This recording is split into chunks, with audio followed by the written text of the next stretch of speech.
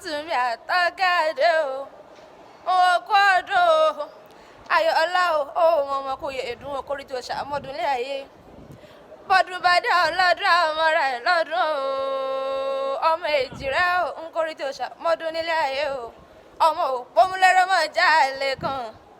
òpó rọṣọ òpó gbàjà àtọ̀kẹ́ òpó abímbẹ́sùn wàlẹ̀ ọ̀yún alátọ̀kẹ́ o ẹ̀kẹ́ ọwọ́ mi iye ọwọ́ tí ń rọlé o òpó lémọ̀ iye ọwọ́ tí ń sùn lọ́dẹ̀ ẹ̀yin lọ máa ṣe ìṣọ́lá wọn máa ṣe ìṣọ́hù wọn ọmọ adọ́kọ níbi owó gbé ìṣó omi àmúdú ń bẹ yẹkẹtẹ ní ìtunilára bẹ̀rẹ̀ yẹlé bẹ̀rẹ̀ yẹlé bẹ̀rẹ̀ yẹlé bẹ̀rẹ̀ yẹlé ọmọ ẹni ò ṣe dípẹ̀ bẹ̀rẹ̀ kakọ́lẹ̀kẹ́ sídìí omi ẹlòmíràn ní tẹni níwò ní opó rọ́ṣẹ̀ òpó pàjálẹ̀ ìmọ̀rìnlẹ́wà alátọ̀ ọ̀gá o sídìí kọ́tùmí àtọ́gá àdé o